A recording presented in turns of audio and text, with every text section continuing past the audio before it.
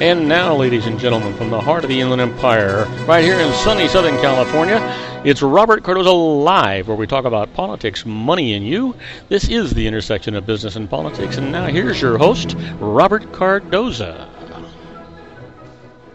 And I am Robert Cardoza. You're listening to Robert Cardoza Live on the street at the intersection of business and politics. And you know what? I say it to you every single day. What a fantastic show we're going to have for you today. Well, I suppose I should say TGIF. Thank God it's Friday. I can't hardly wait for the weekend. It seems like it's been a long time coming. You know, it's been raining like crazy here in the heart of the Inland Empire in southern California. Boy, I mean, it's been coming down. Well, today it's been kind of a little bit of a relief, but you know what? Starts up again is going to rain all through next week again. So that's kind of what's going on. Well, on today's show, we're going to talk about what's in the news, new legislation, the IRS loses, and we'll be doing our news segment, the tribute to the late, great Paul Harvey, and the rest of the story. Our story today is amazing. You're not going to want to miss that. Not at all. You know what? And then a little bit later on, we'll have Jon Matthews. He'll be here with Joe Hakos, and we'll be talking about conservative politics. I think we're going to be talking about the intelligence services and spying and that kind of stuff. And then after him, we'll be doing our Garrett On The Law with David Garrett. He'll be here. We'll be talking about that. We've got just a really terrific, interesting, fun-packed show for you. So let's get right to it. Let's start off letting you know that at 3:02 p.m. Pacific time, it's currently 60 degrees here in the heart of the Inland Empire in sunny Southern California. That's on its way down to 48 degrees tonight. But you know what? Let's talk about news. And in an early GOP win on health care repeal, Congress okays the budget. Well, you know what? Ascendant Republicans drove a budget through Congress today that gives them an early but critical victory in their crusade to scrap President Barack Obama's health care overhaul.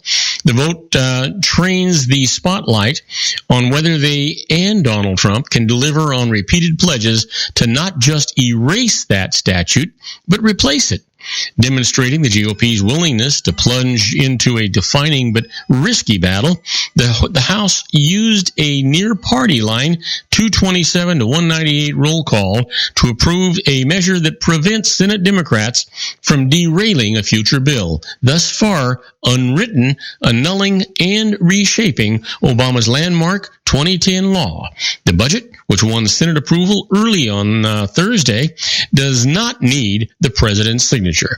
The Unaffordable Care Act will soon be history, Trump tweeted Friday in a dig at the statute's name, the Affordable Care Act. Trump takes the presidential oath next Friday.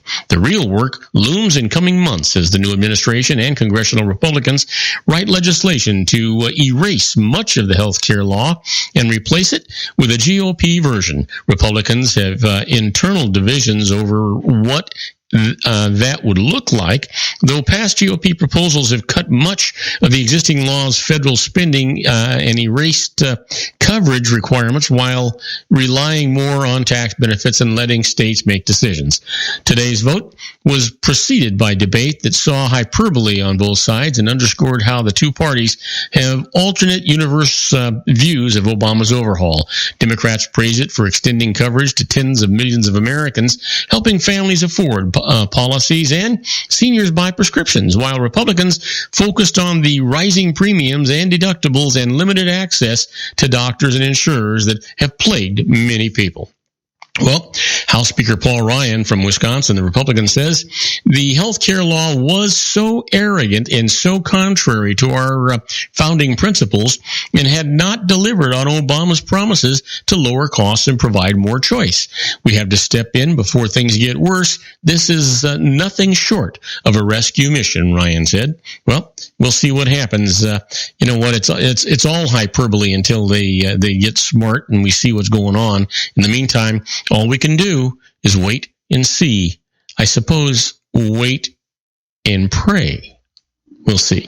Anyway, top Trump aide and a frequent contact with Russia's ambassador, President-elect Donald Trump's national security advisor and Russia's ambassador to the U.S. have been in frequent contact in recent weeks, including on the day the Obama administration hit Moscow with sanctions in retaliation for election-related hacking, a senior official said today. Trump spokesman Sean Spicer acknowledged contacts between Michael Flynn and Ambassador Sergei Kislyak but said a phone conversation occurred on December the 28th, one day before the sanctions were levied. Spicer said the men did not discuss sanctions. He did not specifically deny additional contacts the following day.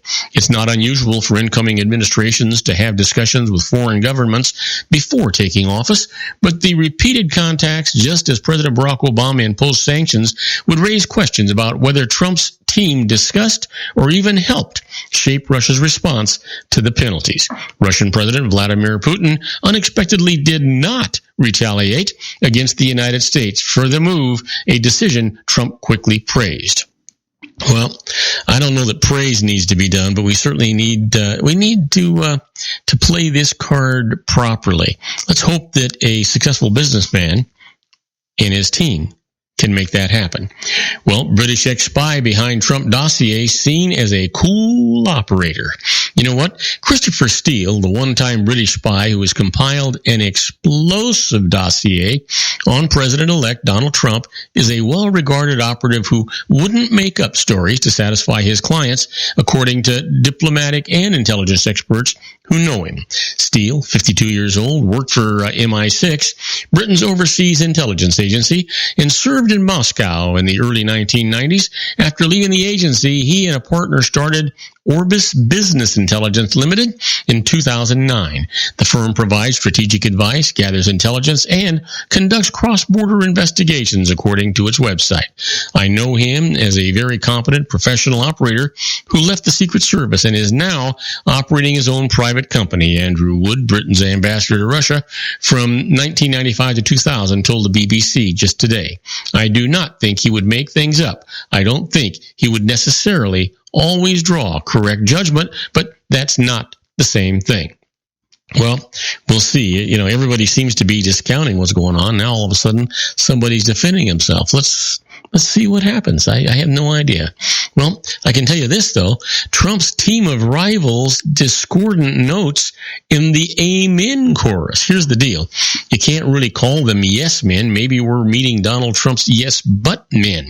Some of the incoming president's most important cabinet choices are at odds with him on matters that were dear to his heart as a campaigner and central to his promises to supporters. Trump says he doesn't mind the disconnect. He wants his cabinet members to be themselves, say what you want to say, he told reporters on Friday to New York, or in New York. I may be right, they may be right.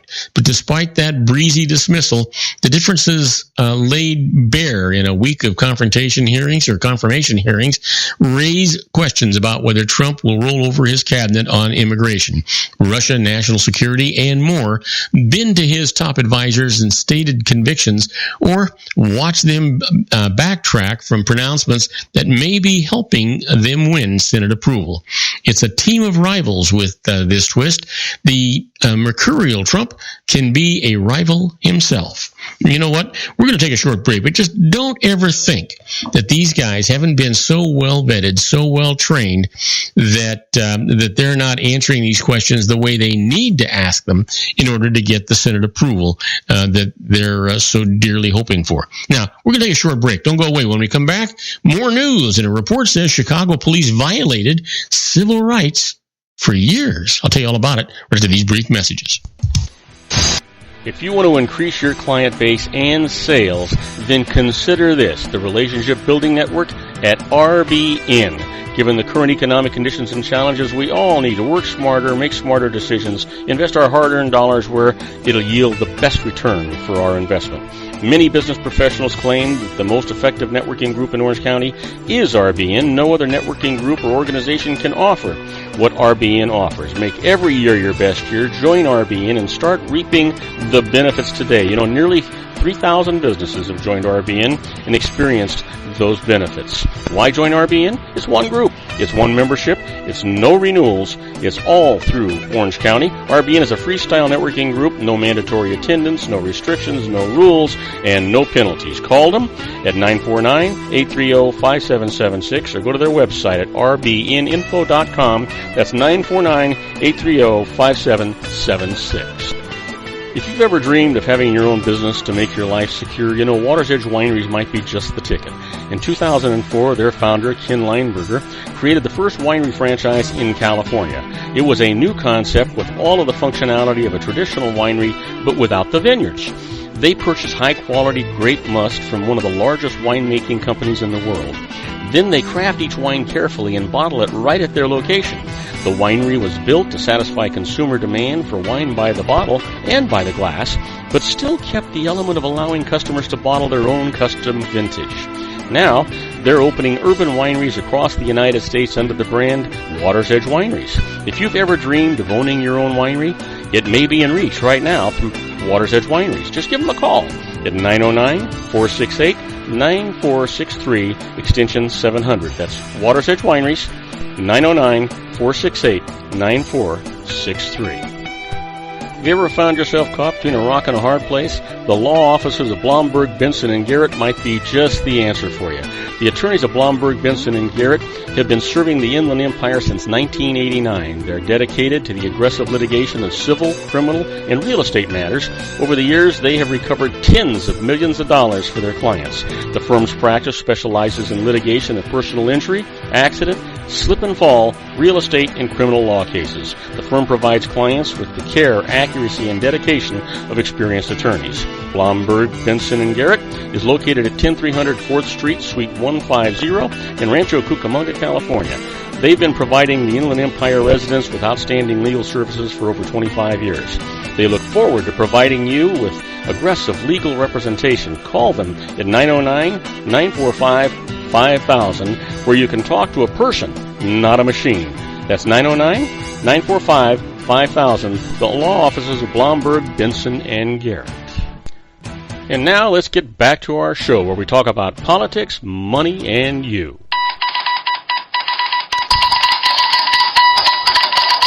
And I am Robert Cardoza. You're listening to Robert Cardoza live on the street at the intersection of business and politics. We're at 3:12 p.m. Pacific time. It's currently 60 degrees here in the heart of the Inland Empire in sunny Southern California. It's on its way down to 48 degrees. That's going to be cool enough. A little bit later on the show, we'll give you some of the temperatures for our globally syndicated network in different parts of the world. You'll find that kind of interesting. But right now, let's continue the news. A report says Chicago police violated civil rights for years.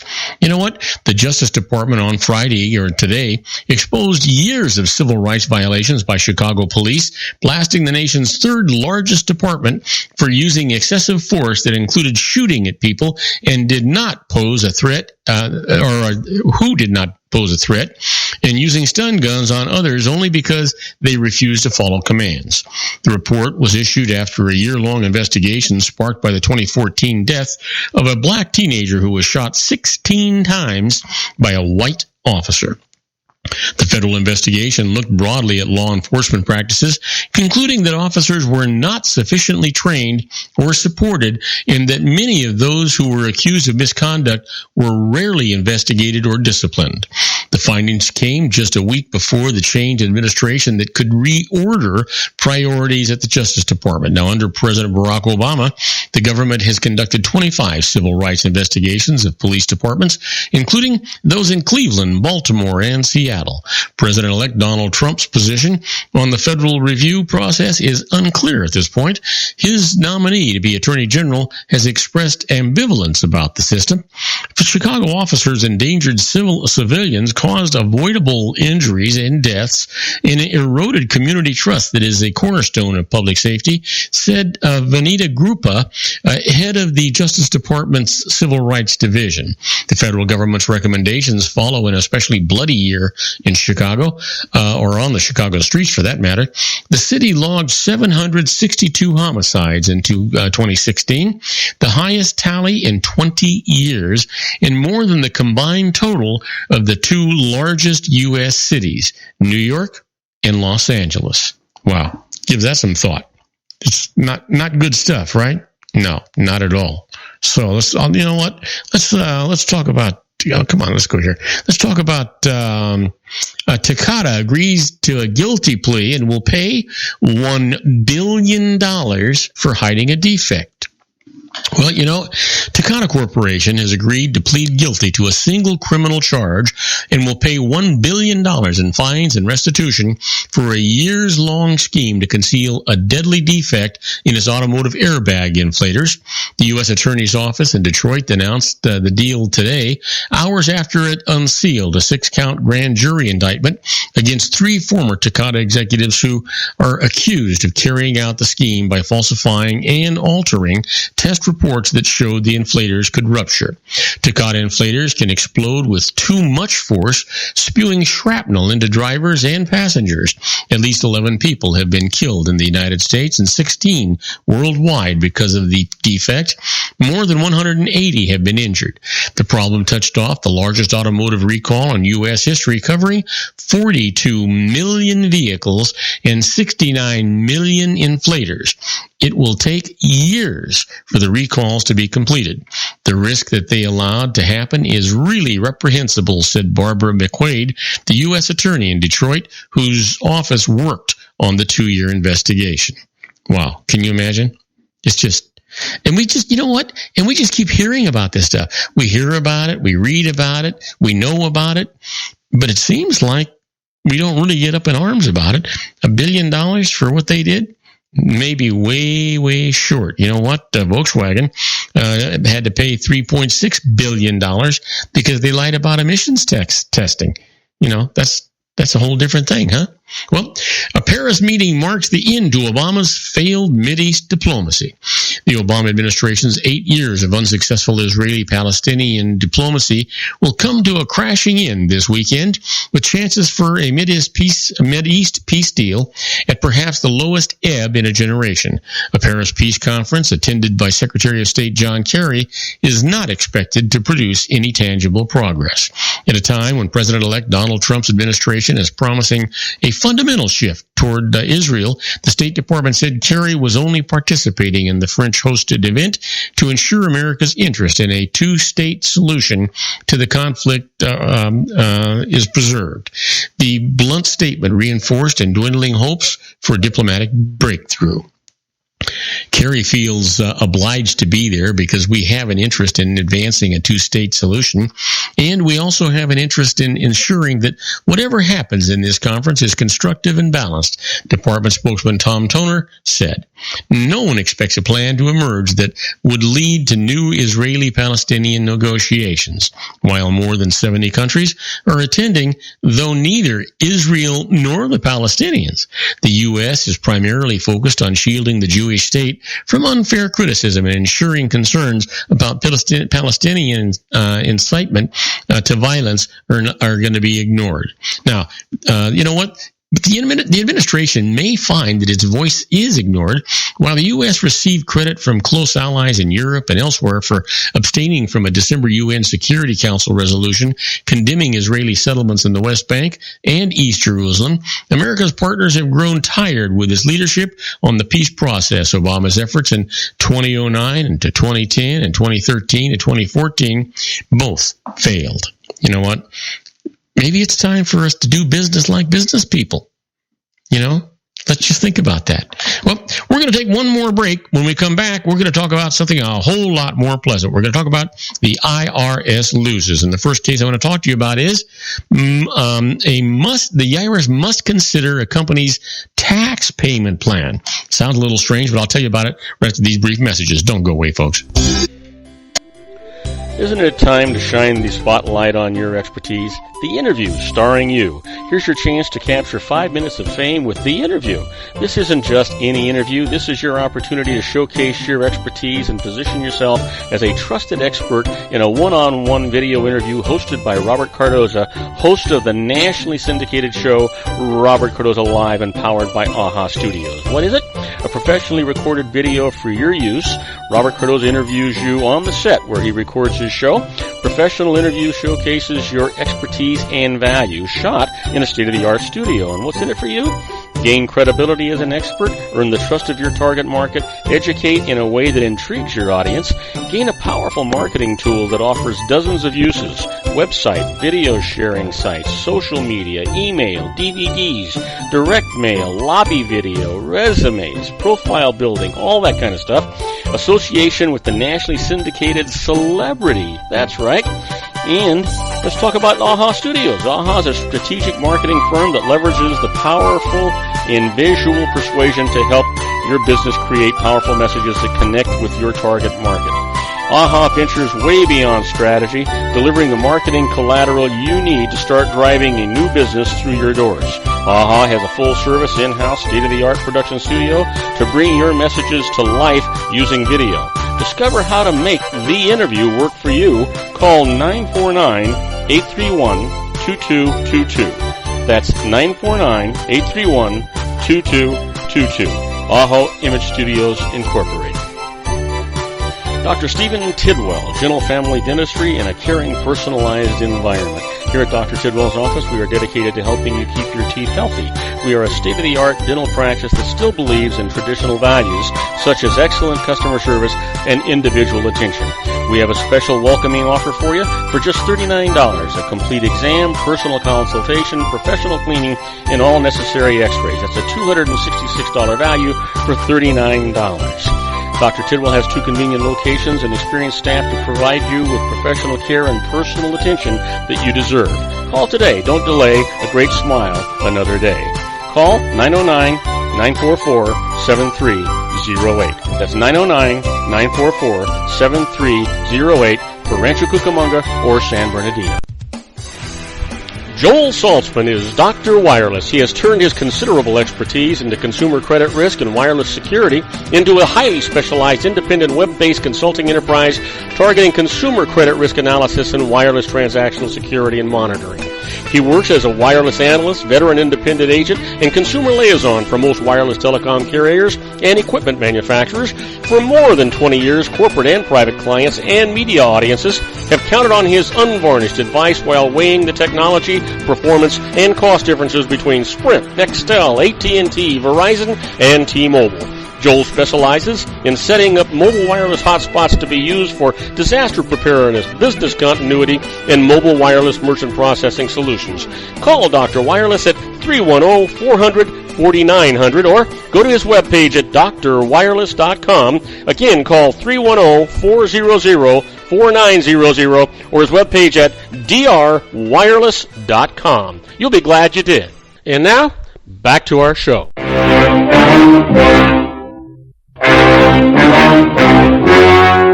The story you are about to see is true. The names have been changed to protect the innocent.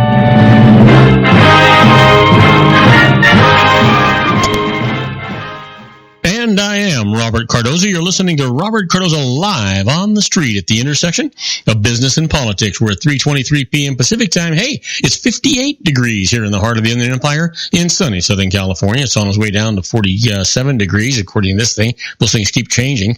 If you're listening to us on our globally syndicated network and you're in New York City, well, it's 39 degrees and it's partly cloudy. And if you're in Chicago, Illinois, listening to our show, it's 27 degrees and it is overcast. You know what? But I'll tell you what's not overcast. No clouds over our next segment. We're going to talk about something absolutely pleasing that'll put a chill up and down your spine and put a smile on your face. We're talking about the IRS loses. In our first case here, they must consider a company's tax payment plan. Sounds a little strange, but listen to it. A company lost money in 2005 and fell behind in paying payroll taxes. Now, new owners returned it to profitability in 2006. At the start of the year, they proposed a plan to pay all current taxes starting in the second quarter of 2006 while paying off the back taxes in installments. But an IRS appeals officer rejected the plan, saying that he had to because the company wasn't paying its current first quarter 2006 taxes. The IRS started collection actions and the company went to court. Now, this is what the judge said. The appeals officer was simply wrong to say that he couldn't consider a reasonable payment plan because the current quarter's taxes weren't paid. The IRS is ordered to consider that plan right now. Yeah. Well, here's another one. The IRS loses. They cannot work. They can't get the work papers of a company's accountants. So here's the deal. Tax tax accounting work papers generally are not protected by any privilege of confidentiality, such as a lawyer-client privilege does. But in a recent case, when the IRS summoned work papers, the company refused to provide them, saying that they included notes to its lawyers about how likely the IRS was to challenge certain items and the amount of the reserve set aside to cover the challenges. So they went to court. This is what the judge said. The work papers were privileged from the IRS because they were prepared in anticipation of litigation against the IRS. Their only value to the IRS was not in revealing the company's tax liability, but in revealing its litigation strategy. So the company gets to keep them a secret. That's the way it ought to be. Everybody should get that ability, right? How about this? The IRS loses. They must pay a taxpayer's legal costs for a conceded case. So here's the deal. You know, you've heard me talk about the IRS concedes cases all the time. And when they do that, it's because they're pretty sure they can't prevail in court. This is what happens sometimes. The IRS tried to hold Clyde T. Kinnison personally liable for $160,000 of employment taxes that it said his business owed. Now, the IRS eventually admitted that it sent the tax assessment after the deadline for doing so and conceded the case. Well, Kinnison then asked the court to order the IRS to pay his legal costs. The IRS said that it shouldn't have to do so because its position had been reasonable until it missed the assessment deadline. Well, this is what the judge said. In administrative proceedings, Kinnison had offered the IRS evidence that the tax had been paid, but the IRS rejected it, giving no reason. That was unreasonable, so the IRS must pay Kinnison's costs from the date until the date that it actually conceded the case. Now we know what's going on there. Well, you've heard me talk about being a fly on the wall when the IRS is doing stuff. That's where we're at right now with this segment that we call Inside the IRS.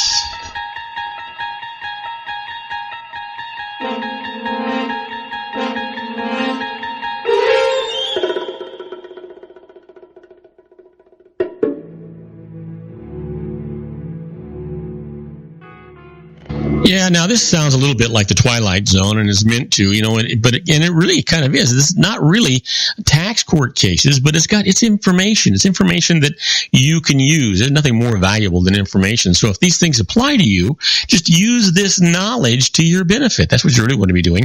Now, the first thing is be prepared this year to document your deductions. We're right into tax season.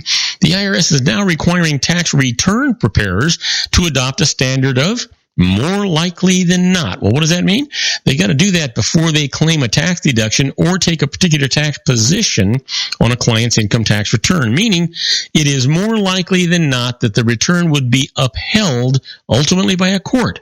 Now, the tax return preparer is now going to be liable for a penalty of up to the greater of $5,000 or 50% of the income that he or she earned from preparing that tax return. So now you know kind of where that's at.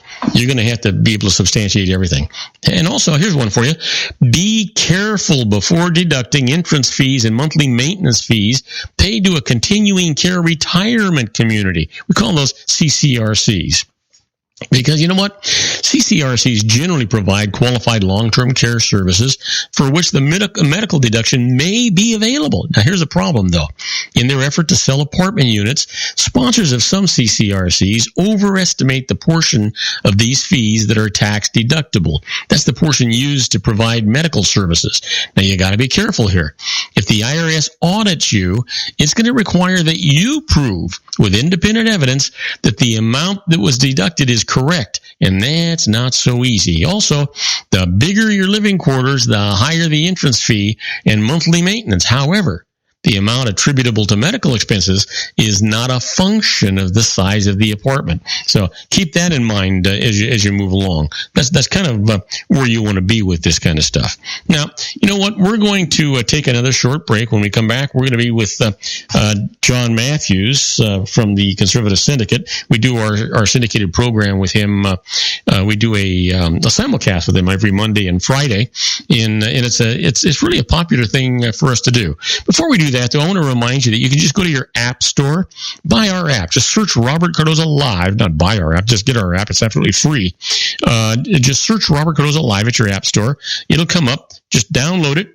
And like I say, it's absolutely free. Then you'll be able to listen to our show 24/7 at your own convenience. Or if we're broadcasting live like we are now, you'll be able to listen to it live, even be able to chat with us while we're on the air. And you might find that of interest to you and helpful. But at least you get to listen to our show, and all of our archive shows are there as well. So you're not going to want to miss that. Now, don't go away, because when we come back, we're going to be with Jon Matthews and the Conservative Syndicate on our simulcast. We'll be right back.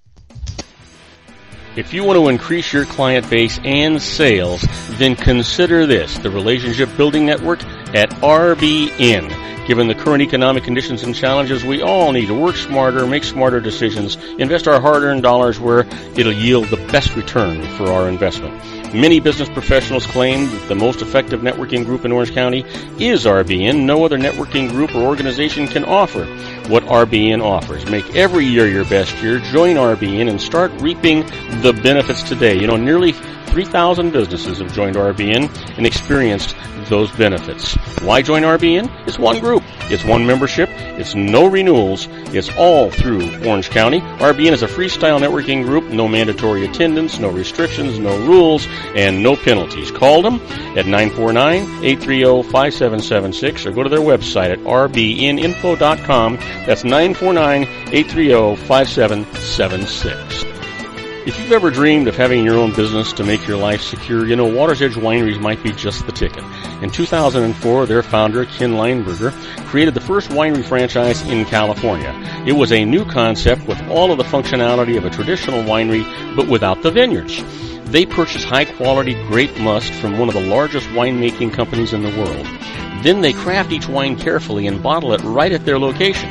The winery was built to satisfy consumer demand for wine by the bottle and by the glass, but still kept the element of allowing customers to bottle their own custom vintage. Now, they're opening urban wineries across the United States under the brand Water's Edge Wineries. If you've ever dreamed of owning your own winery, it may be in reach right now through Water's Edge Wineries. Just give them a call at 909-468-9463, extension 700. That's Water's Edge Wineries, 909-468-9463. Have you ever found yourself caught between a rock and a hard place? The law offices of Blomberg, Benson, and Garrett might be just the answer for you. The attorneys of Blomberg, Benson, and Garrett have been serving the Inland Empire since 1989. They're dedicated to the aggressive litigation of civil, criminal, and real estate matters. Over the years, they have recovered tens of millions of dollars for their clients. The firm's practice specializes in litigation of personal injury, accident, slip and fall, real estate, and criminal law cases. The firm provides clients with the care, accuracy, and dedication of experienced attorneys. Blomberg, Benson, and Garrett is located at 10300 4th Street, Suite 150 in Rancho Cucamonga, California. They've been providing the Inland Empire residents with outstanding legal services for over 25 years. They look forward to providing you with aggressive legal representation. Call them at 909-945-5000, where you can talk to a person, not a machine. That's 909-945-5000, the law offices of Blomberg, Benson, and Garrett. And now let's get back to our show where we talk about politics, money, and you.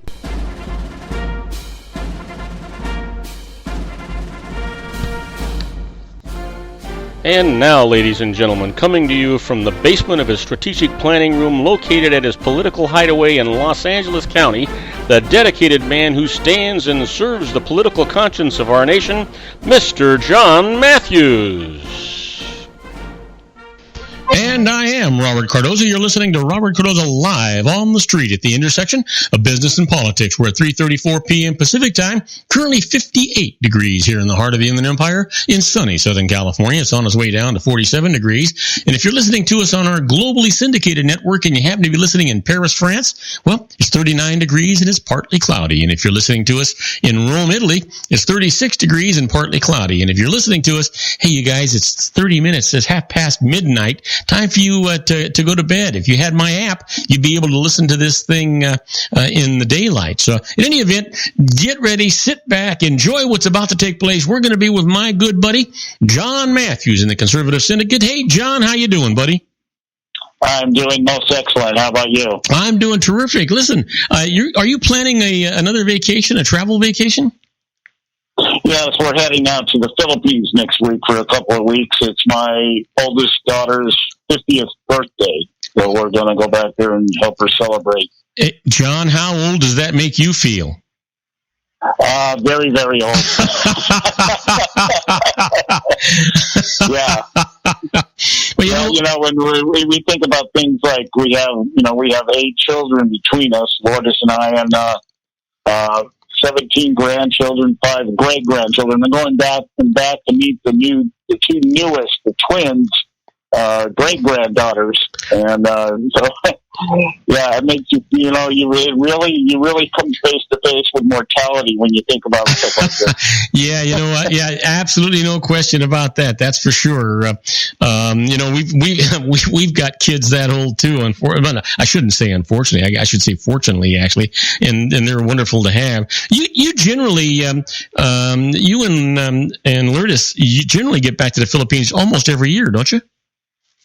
No, I don't go back there that often. My wife makes it a point to go back at least every 3 years minimum. We've been doing a lot of traveling lately just because being retired now, I have that luxury. But, just most of the time she goes back, and they're long trips. Normally when she goes back, she's back there 3 to 6 months.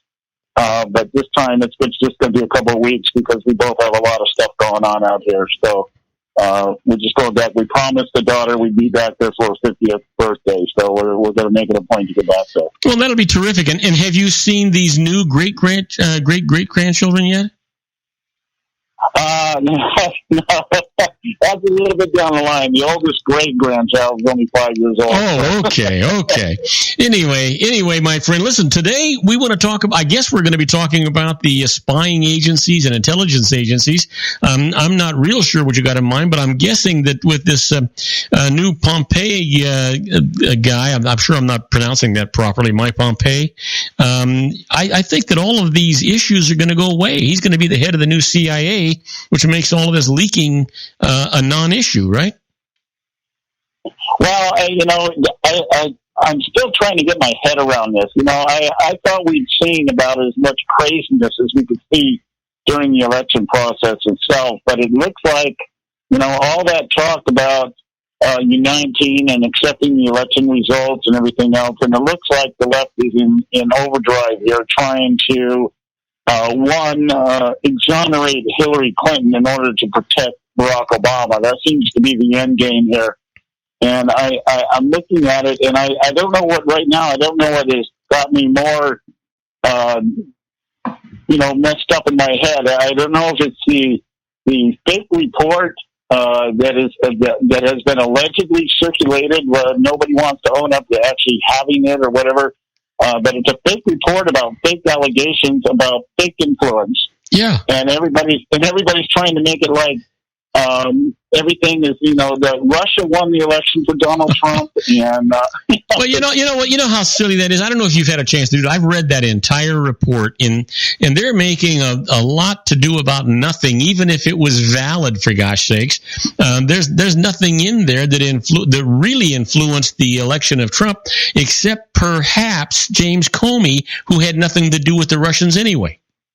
Yeah, well, you've got to look at what the way the allegations are unfolding and what they're trying to do here, and it's really, like I said, it's an end game here. Nobody wants to admit that Barack Obama, his agenda, his administration, the damage that he did to the Democrat Party, nobody wants to acknowledge that. And even if they privately within their own circles, they might, they're not going to do it in the public realm because that would be an admission that they totally missed the boat.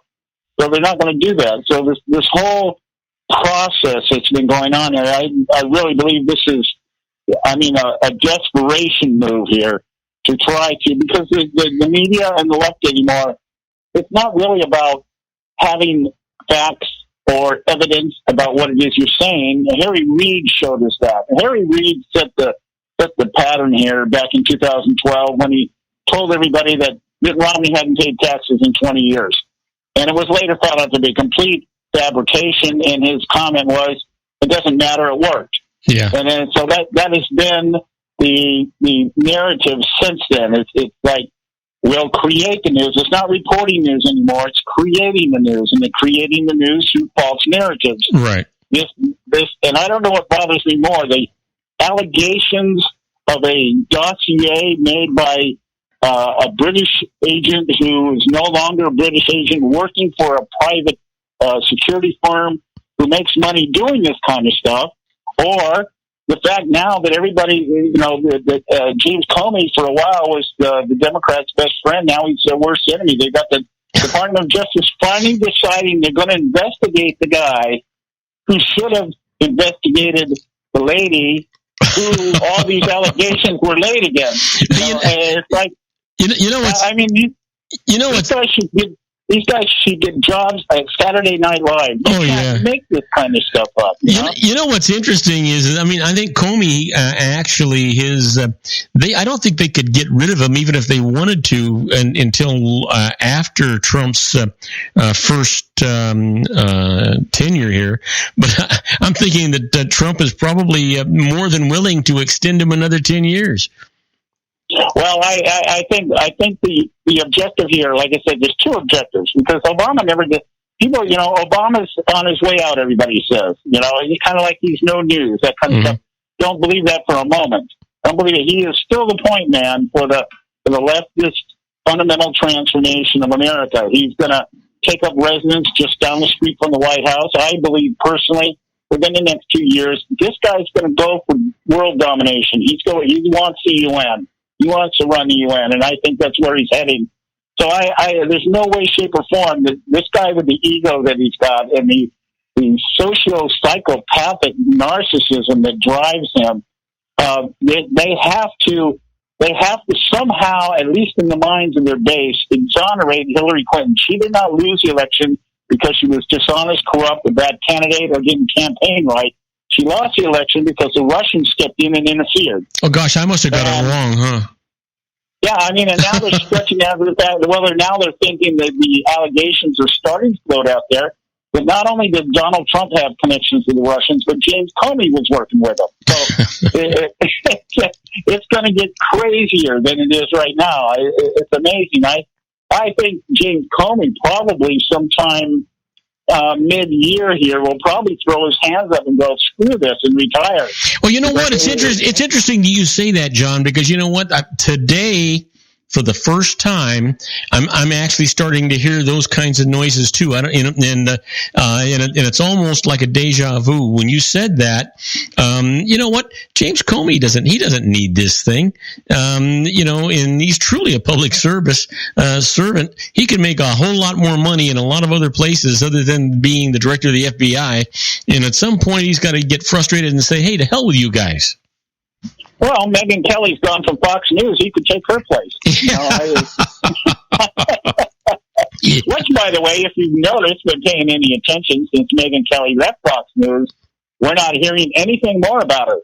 She's over at NBC. Over at NBC, the only people that will watch NBC is Chris Matthews' parents. That's about it. So, but she did it for the money. She grabbed the money. She got I think an $18 million contract. $20 million, the highest paid woman in broadcast history. She's not the highest paid. She's a little bit under Matt Lauer. Woman. She's the highest paid woman.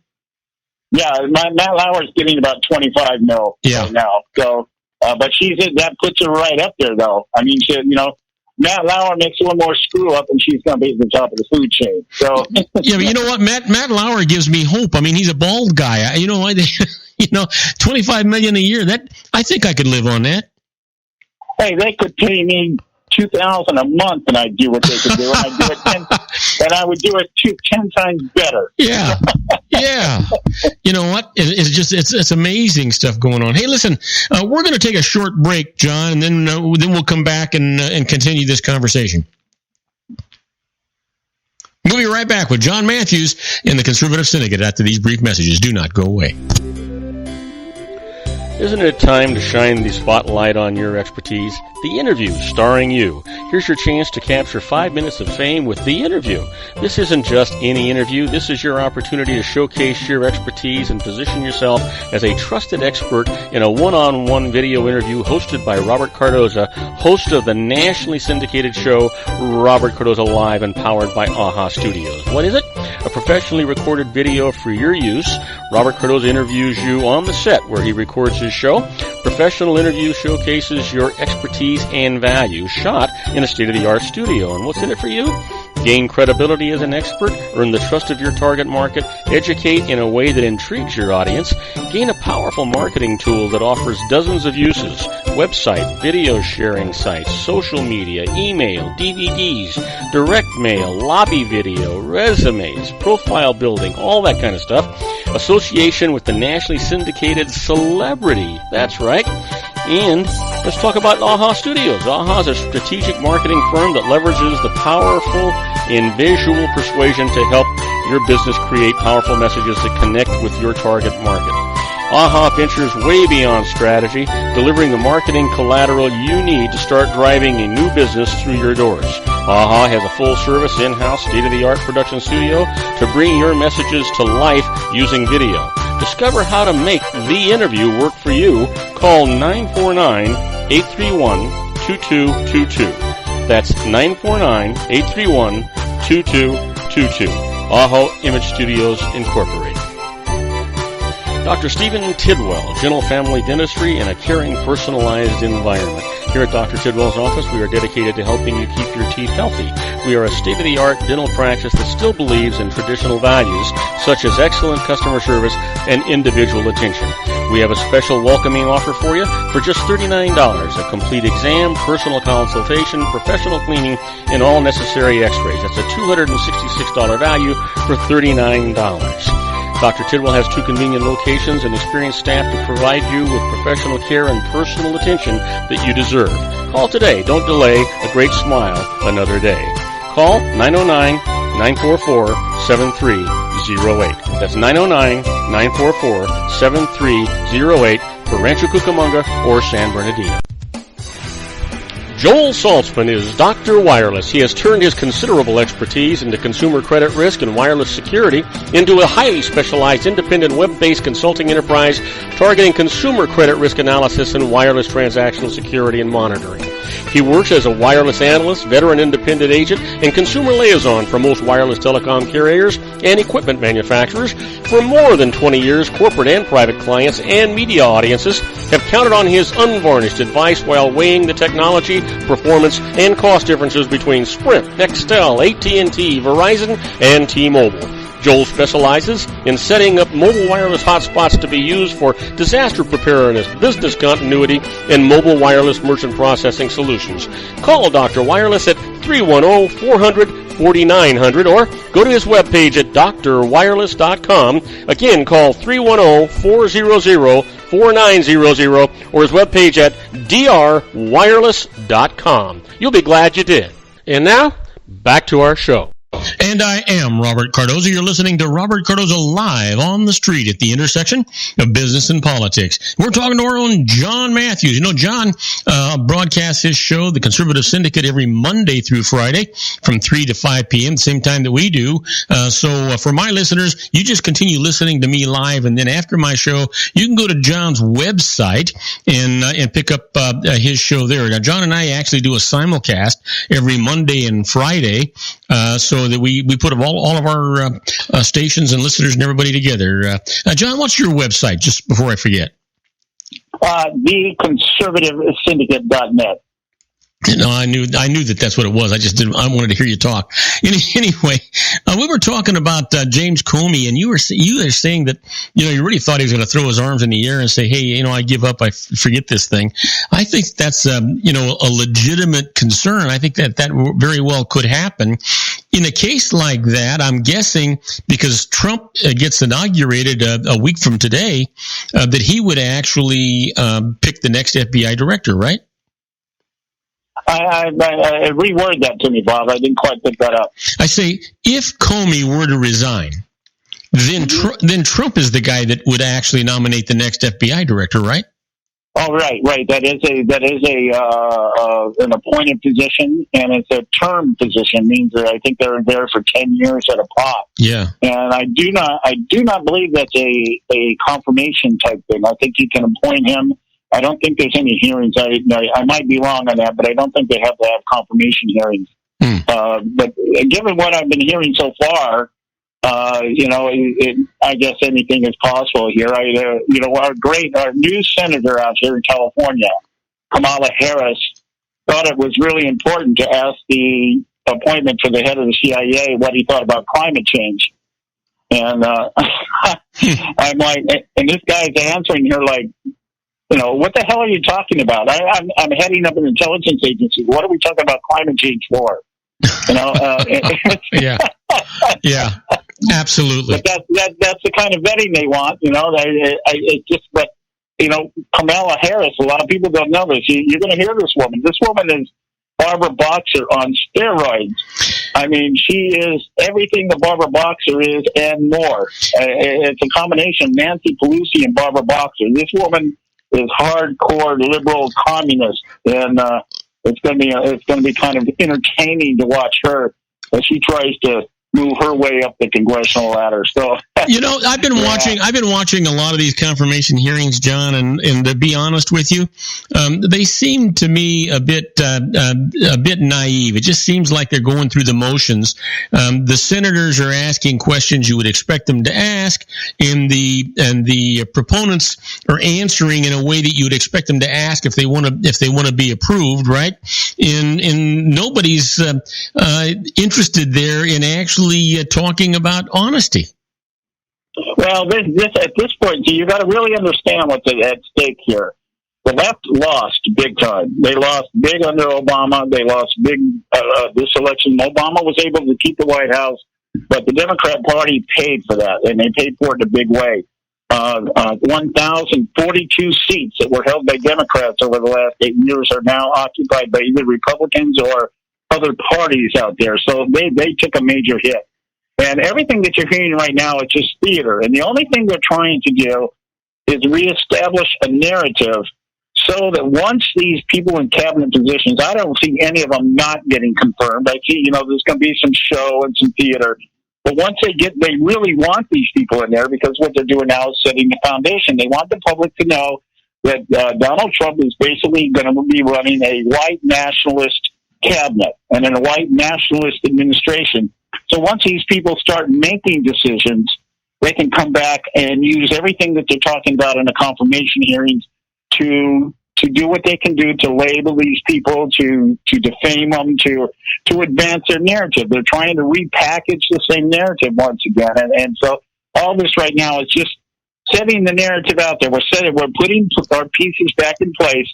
So once Trump starts to actually govern, we can go to each one of these things and point them out. See, we talked about this in the hearing. This guy's a racist. This guy's a nationalist. This guy's hates women. This guy, it's going to be, just watch it down the line. I'm watching him try to take apart Ben Carson. And how are you going to look at a black man who rose and was raised in the ghetto, came out of a gang, became a neurosurgeon? How are you going to paint this guy as a white nationalist racist? Yeah. But they'll do it. They'll do it somehow. They'll try to do it. So that's all it is. They lost. They're trying to reestablish. They don't have a plan B. It's just repackaged plan A. That's all they do. It just seems to me that, they're going to say and do whatever they need to do to be able to be approved and confirmed as cabinet secretaries. And then once they're confirmed, the legislature can't do a doggone thing about it. Then they can go out and proceed and do things the way that they've already pre-planned them. And I don't see this as being a real vetting process. I just see this as going through the motions to get something on the record, and like you said, so they can come back and say, I told you so, but at that point it doesn't make any difference. No, you're right. They're absolutely right. It's an exercise in posturing. Yeah. You're going to use the confirmation hearings to posture for whatever respective narrative that you as a congressperson or a senator wants to advance to your constituency. So it's, each one of them, like Kamala Harris talking to the CIA director about climate change. She's a big climate change person. Yeah. So she's going to use that to try come back here to California and tell all the great constituents that voted for her, see, I'm going to make sure that the CIA intelligence doesn't interfere with the rays of the sun. That's really what it is. And so it's a posturing session that each senator can sit there and say, well, I'm this and I'm that. And it's all show. You're right. It's all show and no substance. Yeah. Yeah.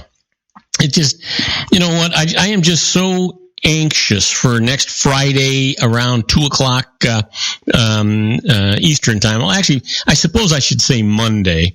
I think a week from this Monday is gonna be when we're gonna start seeing real action. I'll tell you what. I think we're gonna see a whole lot of stuff take place. I said the first 100 days because that's how we've been talking, and I think you're gonna see a whole lot of stuff the first week. Yeah, well, that's what they're trying to slow down right now. This is these accusations and allegations about an alleged dossier that nobody can identify where it really came from. Yeah, with information that all the intelligence agencies, for the most part, have just said we don't really have there's not really anything here. But the news media decided, well, we'll report to you that the report exists, and we'll deny that it's substantial or has been substantiated or verified, but we'll just report to you that the report's there. Well, yeah, you know what, and you know what, John? Tell me, what is the difference between the accusation that Russia was trying to interfere with our political process, and now we have this ex-MI6 guy that's part of Great Britain? Isn't that what he's doing too? Well, the process, you got to know the storyline behind this. This guy was hired by Democratic operatives to find information out on Trump. Yeah. Somewhere down the line, somebody said, this isn't worth it. And so what they did was the guy just continued to write whatever he wanted to write. The dossier landed in the hands of the FBI, not by the Democrats, but by Jon McCain. Jon McCain is the one that started this whole thing. Yep. And so that's where we're at here. And it's just a narrative. Get the narrative out there, keep punching it, keep pushing it, and people will believe it. Yeah, absolutely. Hey, John, we got 45 seconds before we have to move along. I want you to go ahead and promote your show. Yeah, you can catch us at theconservativesyndicate.net, and we've picked up some new contributors to this year. We've got Scott Faulkner, who is right now currently working with the Trump transition team. Worked with the Reagan administration. He's working with Trump, helping him over there with some of the administrative duties. We've got Jonathan Dunn from The Blaze has now joined us. So we picked up some good people this year. We expect to do a lot. So just find us at theconservativesyndicate.net.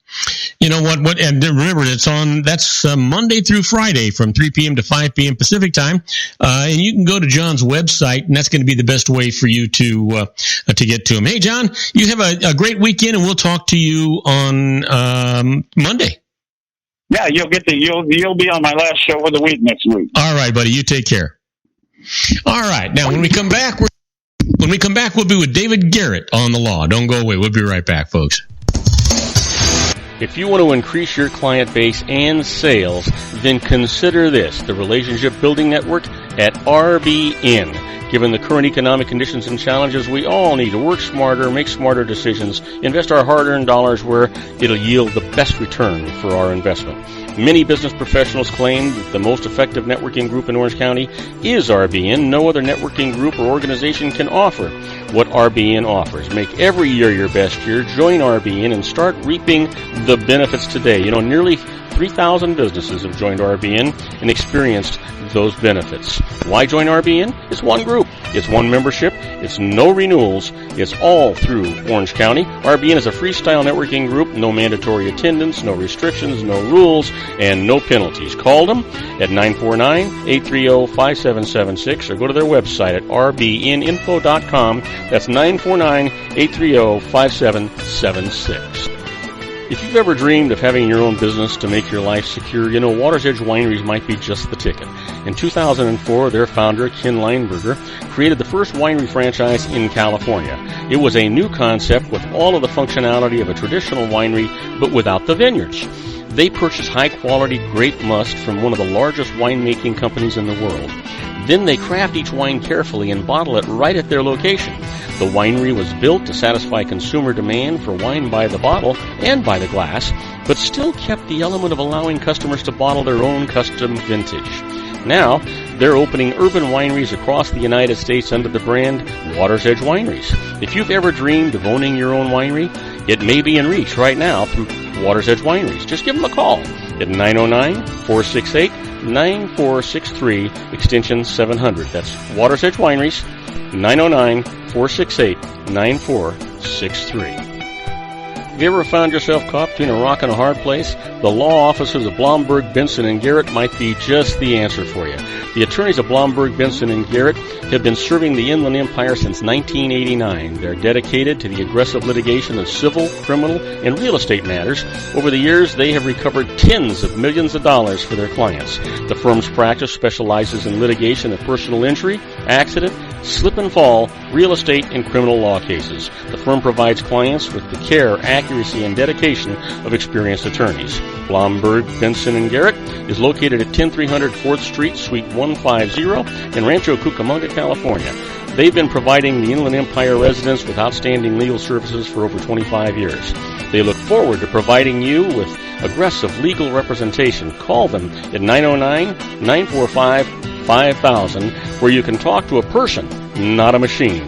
That's 909-945-5000, the law offices of Blomberg, Benson, and Garrett. And now let's get back to our show where we talk about politics, money, and you. The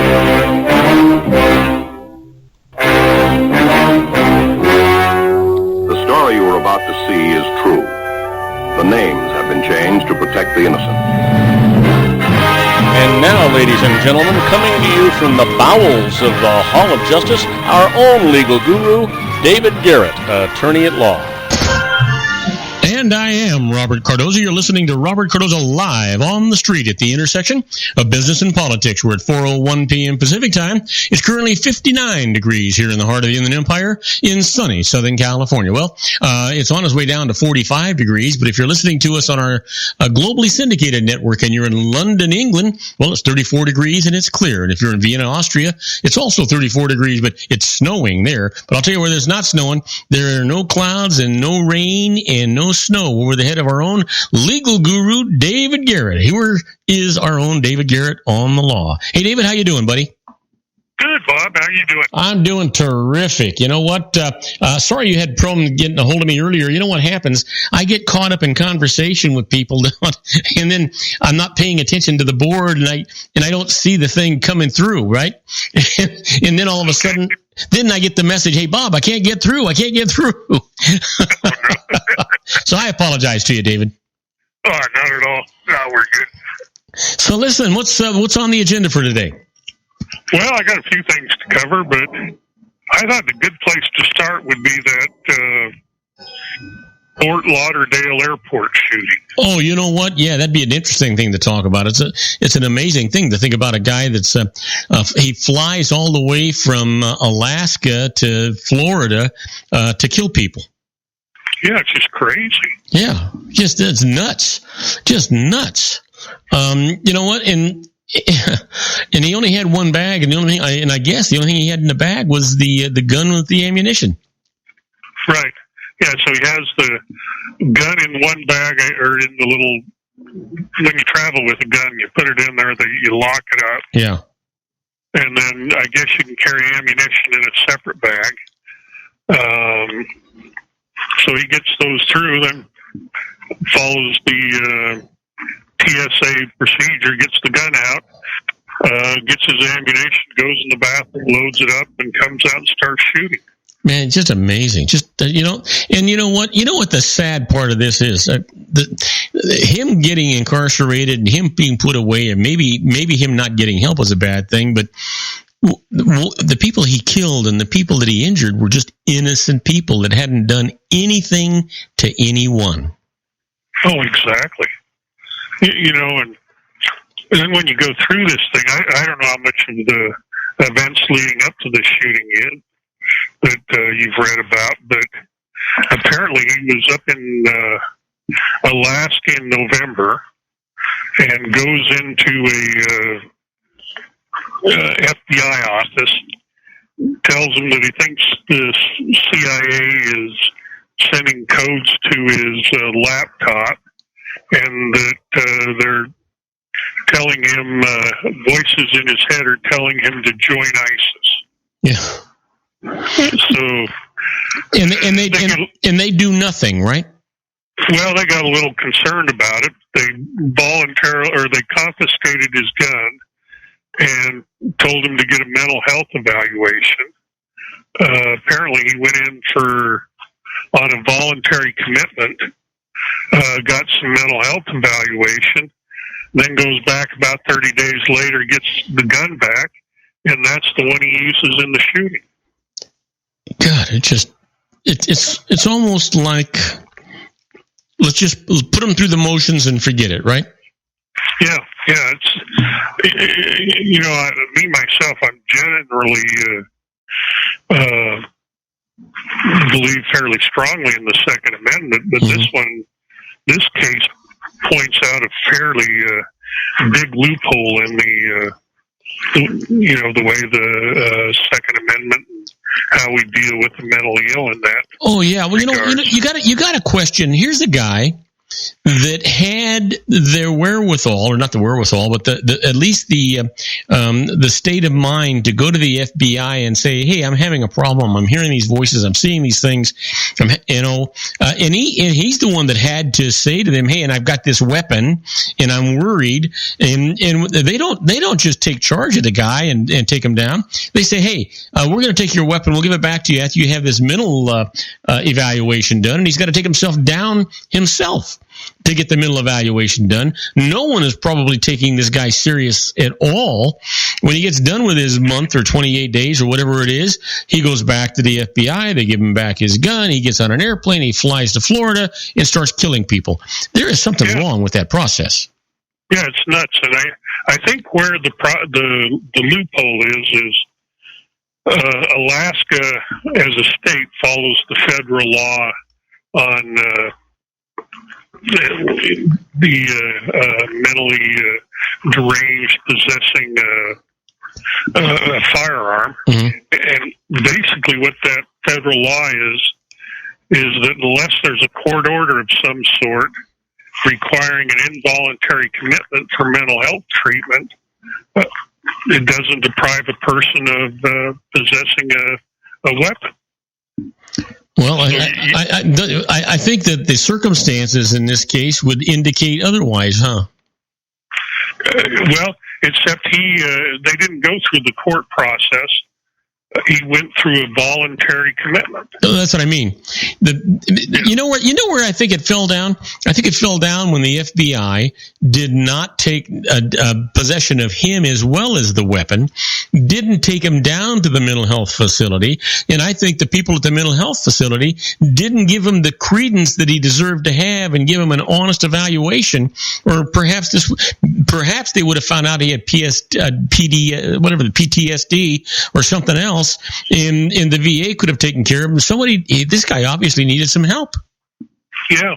I mean, to me, I'm not a mental health guy, but it sounds like paranoid schizophrenia to me. Yeah. You know what? And it seems to me, if we can figure that out just after pretty easy for us to figure it out, to 5 dead people and 8 or 9 wounded. And so I guess it's pretty easy to figure out if you're going to play Monday morning quarterback, right? But the thing is that here's a guy that voluntarily went in. If that doesn't tell you that he's got a problem, what the hell does?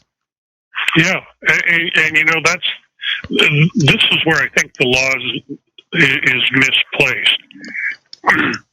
It would seem to me that the mental condition of the patient ought to be what dictates whether or not the guy possesses a gun or not. Yeah. Not the fact that he went in voluntarily versus involuntary. Right. I agree with you. And it's just there's something missing there.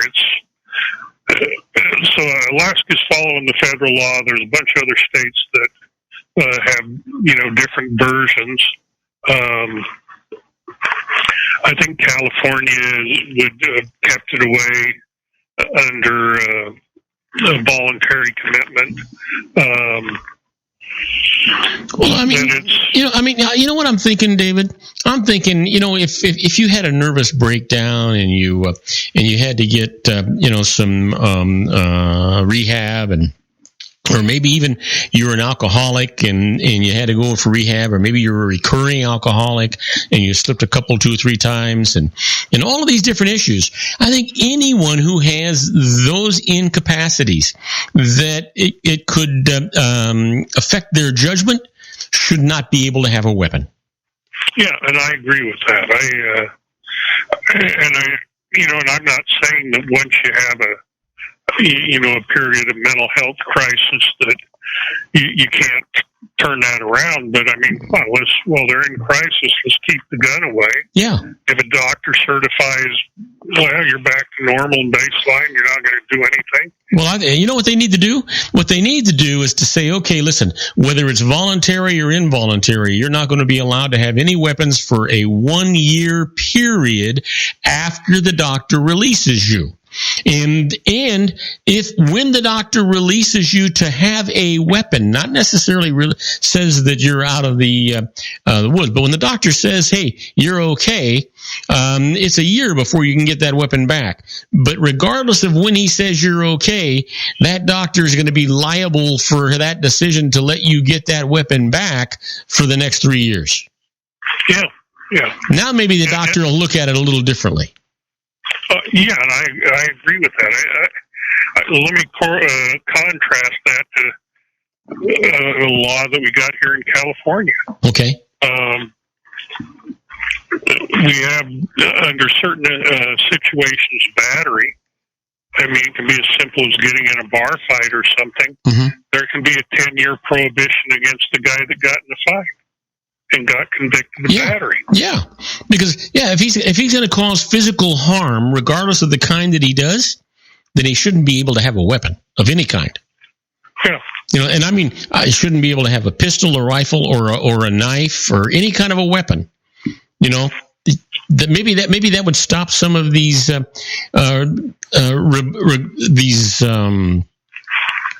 was going to say innocent bar fights. There's no such thing as an innocent bar fight. It would stop some of the altercations from taking place. I don't think it's going to stop gang activity or anything like that, but it could make it tougher. But the thing is that if we don't put in tough laws, then we're letting the Second Amendment run us instead of us respecting it. Yeah, I just can't fathom a set of circumstances where somebody that's in mental health crisis, you take the gun away and then you give it back to them. I have difficulty with that concept. Let me ask you another question, David. When we talk about the Second Amendment and the right to bear arms, are arms defined as dischargeable weapons, or knives and other bombs and other things like that considered arms as well? Well, I think you look at the existing laws and it's kind of give you the definition. Forever it's been illegal to have an automatic, full automatic firearm. Mm-hmm. So I think certain things like that kind of get scripted out.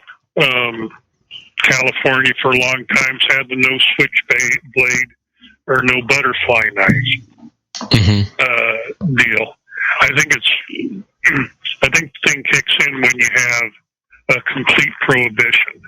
I don't think bombs have ever been construed as being covered by the Second Amendment right to bear arms. Yeah, because anybody who has bombs or bomb-making materials, they are already in violation of the law, are they not?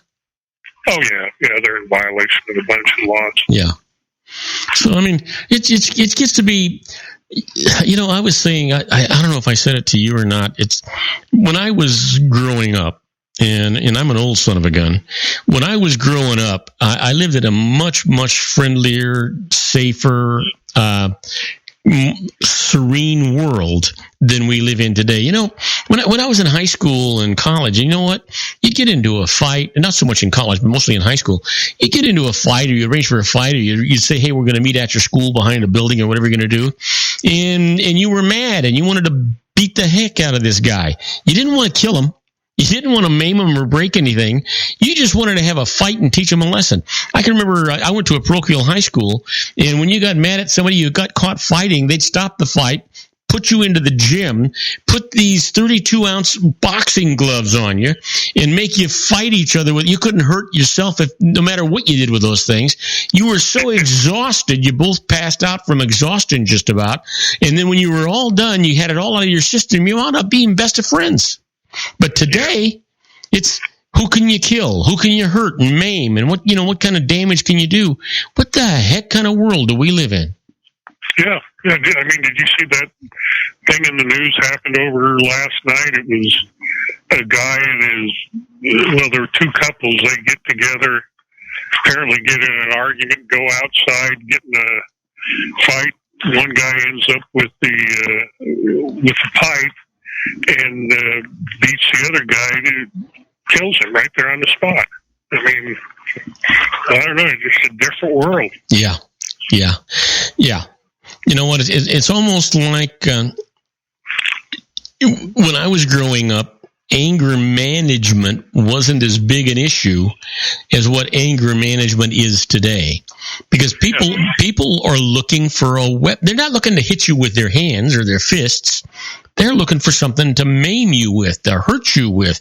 And most people, you know what? They don't realize how easy it is to kill someone.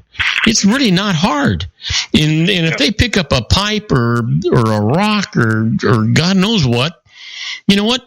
There's a pretty good chance that you got this guy's life in your hands. Right. Yeah, just like you say, it's just a different world. Yeah. I mean. Yeah. I don't know about you, but I know, you know, when I see trouble or I see an altercation or something, I mean, there are exceptions to it, but generally I'm going to stay the heck out of that. I don't want to be the innocent victim. I don't, right. But if I'm seeing something that's way out of line, and it's not a gang related thing or something like that, I'll probably step in. If I see a couple of kids that are, being stupid, I may do something, say something, but I'm not going to get into a situation where, as an innocent guy, I'm going to take on the responsibility to break this thing up and wind up dead. No, and that's the risk you run out here. Yeah. Just like you say. I mean, road rage. These are guys with guns. Yeah, it's all over because somebody cut you off or. Well, most times somebody probably wasn't paying attention, and then off they go crazy. Yeah, or somebody took your right away from you, and all of a sudden you go nuts, right? Who cares? So you had to wait an extra car length. Who cares? Yeah, that's exactly it. And it's a lot of times in rush hour traffic and. Nobody's going to go any place very fast. Okay, you got there one car ahead of me. Yeah, big deal. Yeah. Not much of a big deal at all, right? Just a stupid thing. Hey, David, we're going to have to take a break here in about 45 seconds. So I want you to give some contact information for your firm. Okay, we're here in Rancho Cucamonga. The telephone number is area code 909-945-5000, and we can be found on the web at www.lawbbg.com. And we're going to be right back with our own David Garrett on the law right after these brief messages. Do not go away. Isn't it time to shine the spotlight on your expertise? The Interview, starring you. Here's your chance to capture 5 minutes of fame with The Interview. This isn't just any interview. This is your opportunity to showcase your expertise and position yourself as a trusted expert in a one-on-one video interview hosted by Robert Cardoza, host of the nationally syndicated show Robert Cardoza Live and powered by AHA Studios. What is it? A professionally recorded video for your use. Robert Cardoza interviews you on the set where he records his show. professional interview showcases your expertise and value, shot in a state-of-the-art studio. And what's in it for you? Gain credibility as an expert, earn the trust of your target market, educate in a way that intrigues your audience, gain a powerful marketing tool that offers dozens of uses, website, video sharing sites, social media, email, DVDs, direct mail, lobby video, resumes, profile building, all that kind of stuff. Association with the nationally syndicated celebrity. That's right. And let's talk about AHA Studios. AHA is a strategic marketing firm that leverages the powerful and visual persuasion to help your business create powerful messages that connect with your target market. AHA ventures way beyond strategy, delivering the marketing collateral you need to start driving a new business through your doors. AHA has a full-service, in-house, state-of-the-art production studio to bring your messages to life using video. Discover how to make the interview work for you. Call 949-831-2222. That's 949-831-2222. AHA Image Studios Incorporated. Dr. Stephen Tidwell, Gentle Family Dentistry in a caring, personalized environment. Here at Dr. Tidwell's office, we are dedicated to helping you keep your teeth healthy. We are a state-of-the-art dental practice that still believes in traditional values, such as excellent customer service and individual attention. We have a special welcoming offer for you for just $39, a complete exam, personal consultation, professional cleaning, and all necessary x-rays. That's a $266 value for $39. Dr. Tidwell has 2 convenient locations and experienced staff to provide you with professional care and personal attention that you deserve.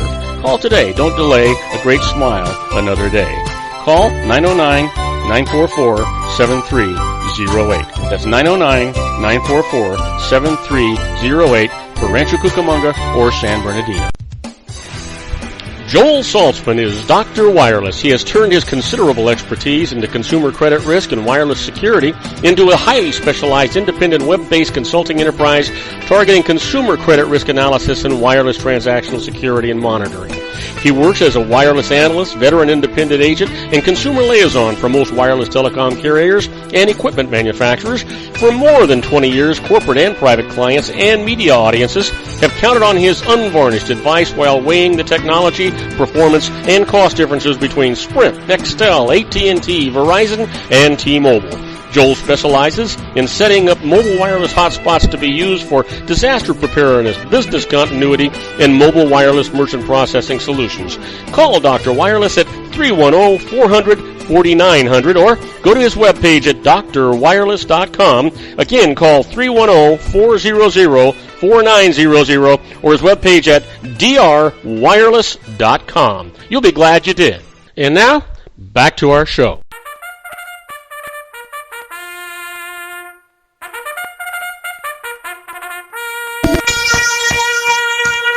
And I am Robert Cardoza. You're listening to Robert Cardoza live on the street at the intersection of business and politics. We're at 4:22 p.m. Pacific time, currently 58 degrees here in the heart of the Inland Empire in sunny Southern California, on the way down to 47 degrees. If you're listening to us on our globally syndicated network and you're in Madrid, Spain, well, it's 34 degrees and it is clear. And if you're in Tokyo, Japan today, listening to our show, thank you very much for one thing, and it's 35 degrees and clear. But we're talking to our own David Garrett on the law. Hey, David, we're back on the air together. You know, we were talking about how people make these laws, and they kind of go by the letter and not the intent of the laws, and we wind up with people having weapons, and that's specifically what we're talking about here, having weapons of some sort that should never have gotten into their hands. And I'm not so sure that the laws were made to guarantee the right to have weapons, or the laws were made to actually safeguard us from people that shouldn't have them. Well, I think the answer to that is the laws are attempt to define under what set of circumstances can we deprive somebody of a constitutional right. Mm-hmm. And I think that's where the big trouble comes in. You know, let's take the gun law example.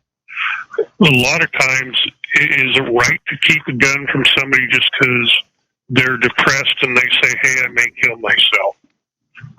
Or Well, you know what? I'm not so. I mean, this is going to sound bad. It's not the way I mean it to sound. I'm not near as concerned about the guy that his head is not right and he may kill himself. I'm worried about the guy whose head is not right and he may kill other people before he kills himself. Right. Well, let's go to the Fort Lauderdale guy. Yeah. He's going in there. He's rambling. He's nuts. He's saying that the CIA wants him to listen to ISIS. But then he says that I'm not going to hurt anybody. You know who he didn't hurt? He didn't hurt himself. You notice when he ran out of ammunition, he laid the gun down, laid himself down, and just waited for the police to handcuff him and take him away. Right. Yeah, that's exactly it.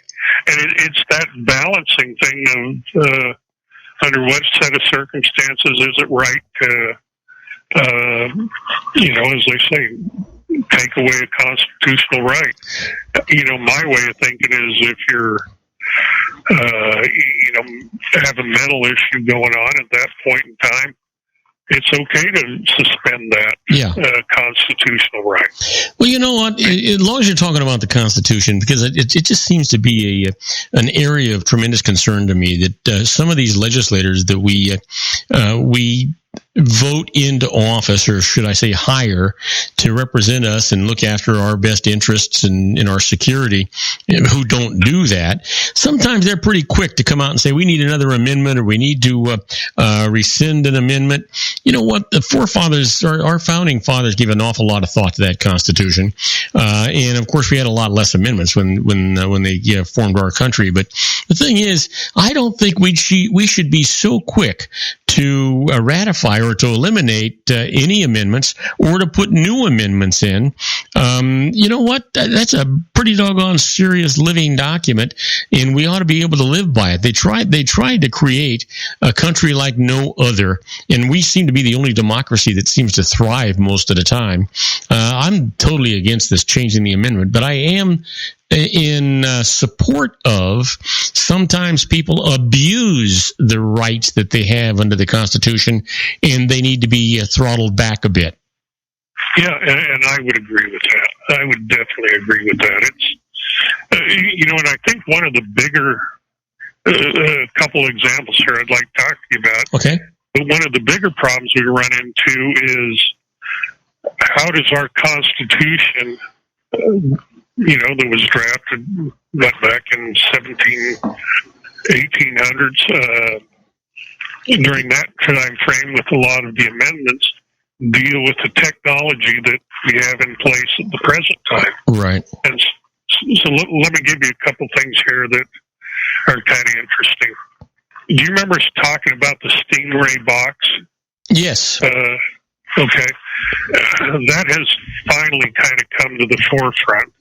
There's and for those that may not know what the Stingray is, it's a box that the police can carry around, and I guess it's a briefcase-looking thing. They can set it up. It spoofs a cell tower, and all of a sudden your cell phone acts like it's connected and everything, but it's connected directly to the police. Right.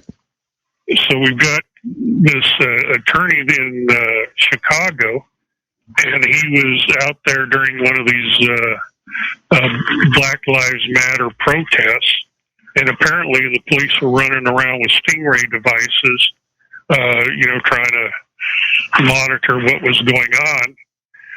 And he was just there as a monitor, but they spoofed his phone. And so he's filed suit this time, just simply alleging that it was a violation of his constitutional right to be free from unreasonable searches and seizures.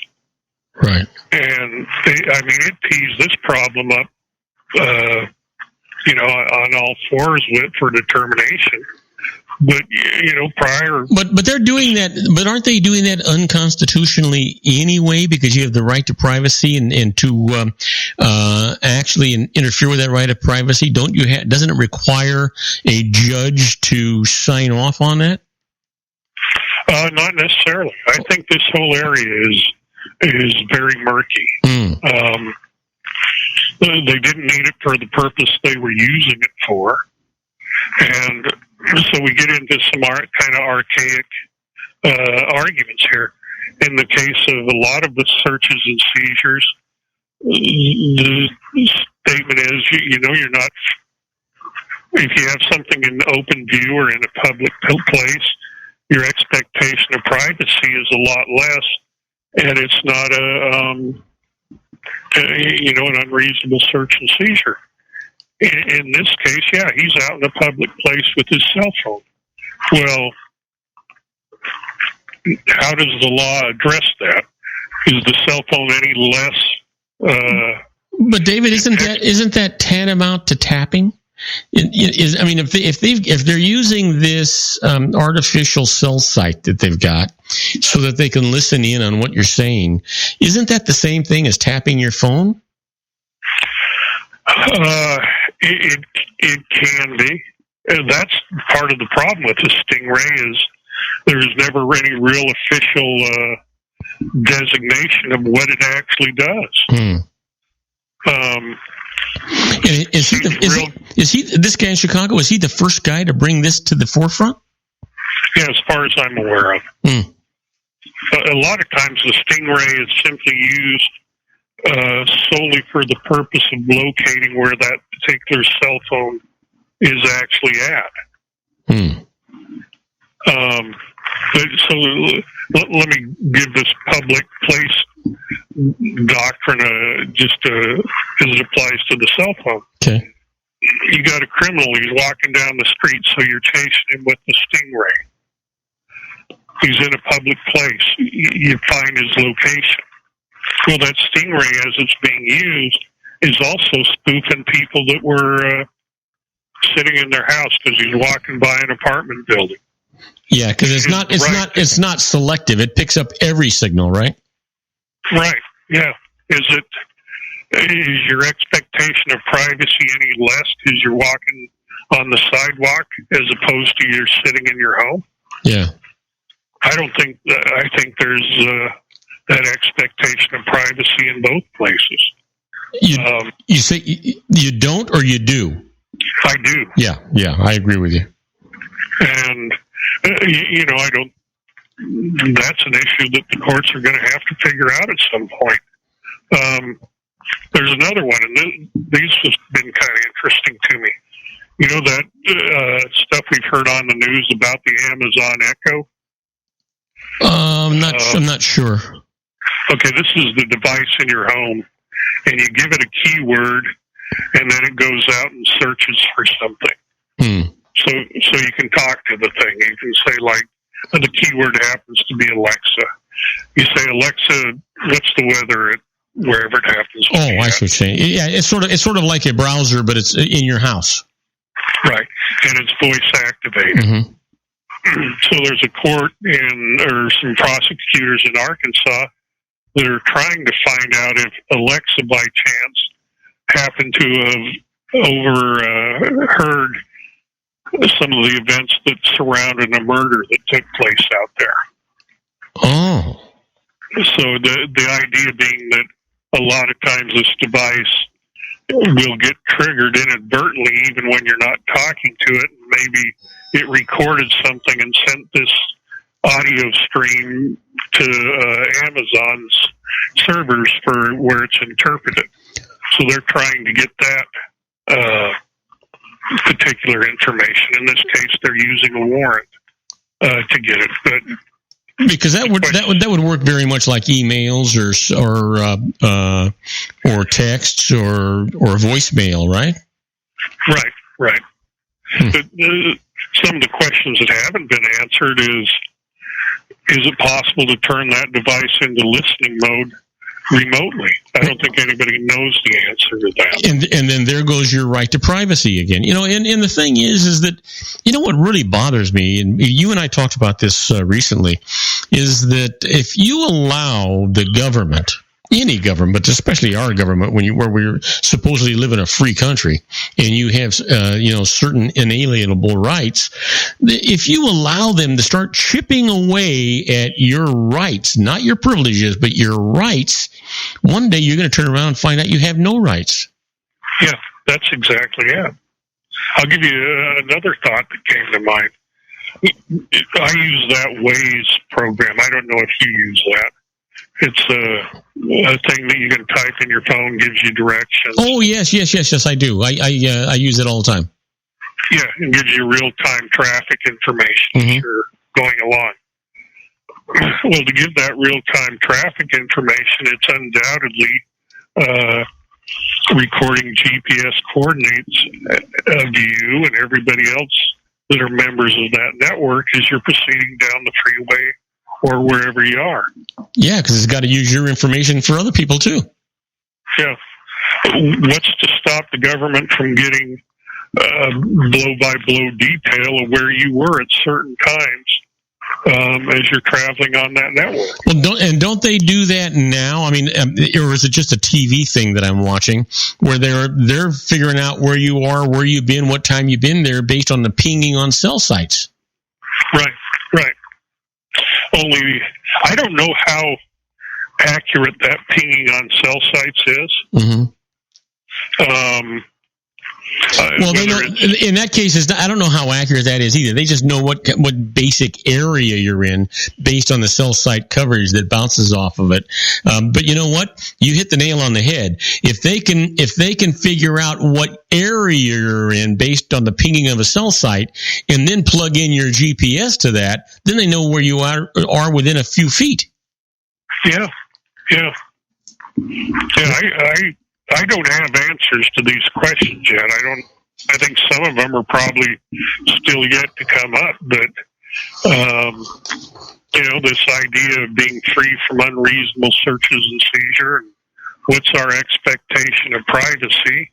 Well, how did we get all of this magnificent technology, and the government just be able to utilize that without any controls, without any, I can understand the courts can't really make the laws to make these agencies comply, but what the heck is keeping the legislatures from doing it?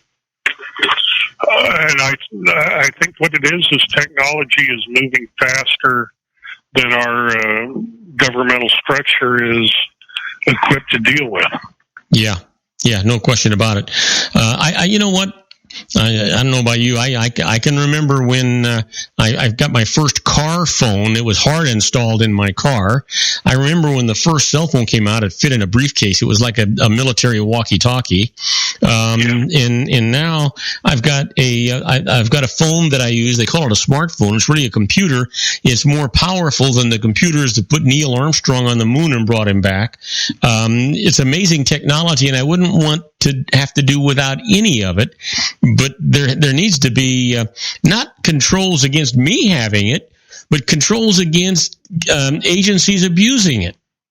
Yeah, that's where I think we're at in society at this point. Yeah, as I use Waze, until this thing about Echo came up, because I have one of those things, I didn't even contemplate the idea of, hey, I really am telling somebody where I'm going every time I turn that program off. Oh, yeah, absolutely. Hey, David, give out that contact information one more time, because you're not going to believe this, but we're out of time. Sure. Well, the phone number is area code 909-945-5000. And the firm website is www.lawbbg.com. And now listen, are you going fishing? Because it's not going to be raining tomorrow. I am seriously thinking about it. That's my boy. Hey, you have a great weekend, David. Stay safe, stay dry, stay happy, and we'll talk to you next week. Definitely, Bob. Have a good weekend. You too. And the rest of you folks, stay tuned, because when we come back, we're going to be doing the birthdays for the day, the secret daily teaching for your life, and interesting but useless facts. And then right after that, we'll be doing our tribute to the late, great Paul Harvey and the rest of the story. Today's story? Amazing. And you're not going to want to miss it. We'll be right back. Don't go away. If you want to increase your client base and sales, then consider this, the Relationship Building Network at RBN. Given the current economic conditions and challenges, we all need to work smarter, make smarter decisions, invest our hard-earned dollars where it'll yield the best return for our investment. Many business professionals claim that the most effective networking group in Orange County is RBN. No other networking group or organization can offer what RBN offers. Make every year your best year. Join RBN and start reaping the benefits today. You know, nearly 3,000 businesses have joined RBN and experienced those benefits. Why join RBN? It's one group. It's one membership. It's no renewals. It's all through Orange County. RBN is a freestyle networking group. No mandatory attendance, no restrictions, no rules, and no penalties. Call them at 949-830-5776 or go to their website at rbninfo.com. That's 949-830-5776. If you've ever dreamed of having your own business to make your life secure, you know Water's Edge Wineries might be just the ticket. In 2004, their founder, Ken Lineberger, created the first winery franchise in California. It was a new concept with all of the functionality of a traditional winery, but without the vineyards. They purchased high-quality grape must from one of the largest winemaking companies in the world. Then they craft each wine carefully and bottle it right at their location. The winery was built to satisfy consumer demand for wine by the bottle and by the glass, but still kept the element of allowing customers to bottle their own custom vintage. Now, they're opening urban wineries across the United States under the brand Water's Edge Wineries. If you've ever dreamed of owning your own winery, it may be in reach right now through Water's Edge Wineries. Just give them a call at 909-468-9463, extension 700. That's Water's Edge Wineries, 909-468-9463. Have you ever found yourself caught between a rock and a hard place? The law offices of Blomberg, Benson, and Garrett might be just the answer for you. The attorneys of Blomberg, Benson, and Garrett have been serving the Inland Empire since 1989. They're dedicated to the aggressive litigation of civil, criminal, and real estate matters. Over the years, they have recovered tens of millions of dollars for their clients. The firm's practice specializes in litigation of personal injury, accident, slip and fall, real estate, and criminal law cases. The firm provides clients with the care, accuracy, and dedication of experienced attorneys. Blomberg, Benson, and Garrett is located at 10300 4th Street, Suite 150 in Rancho Cucamonga, California. They've been providing the Inland Empire residents with outstanding legal services for over 25 years. They look forward to providing you with aggressive legal representation. Call them at 909-945-5000, where you can talk to a person, not a machine. That's 909-945-5000, the law offices of Blomberg, Benson, and Garrett. And now let's get back to our show where we talk about politics, money, and you.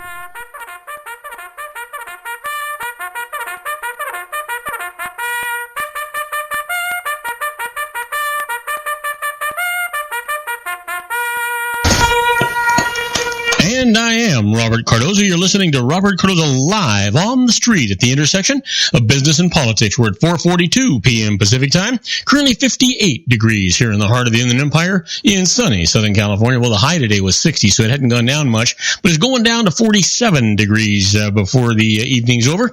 If you're listening to us on our globally syndicated network and you happen to be in Hong Kong, well, you know what? It's 61 degrees and it's raining right now. And if you're lucky enough to be in Lisbon, Portugal, well, it's 48 degrees and it is clear. But right now, I want to talk to you about the secret daily teaching for your life. This is all about a positive mental attitude. You decide if you're going to be rich or poor, you're going to be happy or sad, if you're going to be success or a failure. You do it every morning when you get up. You look in the mirror and you say, wow, I'm going to have a fantastic, productive, profitable day today, and I'm going to make sure that everybody around me is happy and smiling. Well, you do that with a positive mental attitude. You control. No one else does. You know what? The secret for today is powerfully intend to attract something small. Starting with something small like a cup of coffee or parking spaces is an easy way to experience the law of attraction in action. As you experience the power that you have to attract, you'll move on to creating much bigger things. You know what? I know that works. You ever wonder why it is you get into a parking lot and you go down a particular aisle? You have this sixth sense that says, I think there's going to be a space there. Or you go a little bit farther because you think there'll be a space that's opened up a little bit closer. And if you've got a positive mental attitude, well, you know what? Most often than not, you get what you're looking for. Yeah. Well, you know what? You know what today is. We all know what today is. It's not a big secret, right? Nah. Today is Friday, January the 13th. Friday the 13th. But it's somebody's birthday.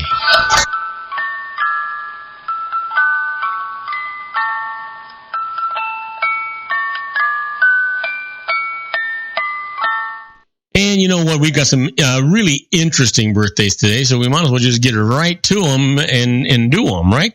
Well, here's a person born in 1961. She was an actress and comedian, best known for her role as Elaine Binns on the NBC sitcom Seinfeld. Happy birthday, Julia Louis-Dreyfus. And here's born in 1966, an actor and race car driver, known for his role as McDreamy on Grey's Anatomy. Happy birthday, Patrick Dempsey. And then finally, born in 1977, had a role as the elf prince Legolas in The Lord of the Rings, and starting in 2003 as blacksmith Will Turner in the Pirates of the Caribbean trilogy. Happy birthday, Orlando Bloom. Yeah. Well, you know what? You've been wondering about what happened today in history. Well, sit down, relax. I'm about to tell you. On January the 13th in 1610, Galileo discovers the fourth moon of Jupiter.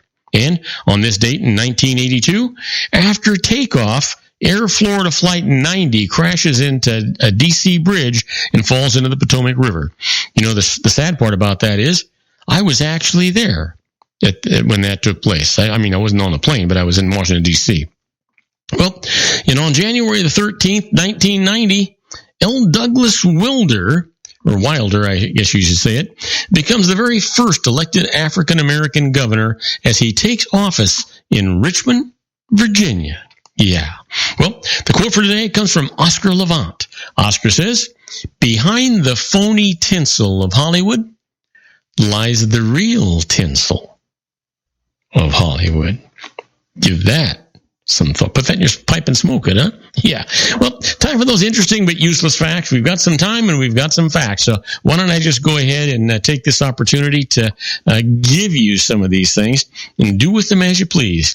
Did you know that mosquitoes are more attracted to the color blue than any other color? You ever wonder why you have these light traps and things and the lights are blue? Yeah, because it attracts the mosquitoes. Well, you know what? Murphy's oil soap is the chemical most commonly used to clean elephants. I didn't know that. That's kind of interesting.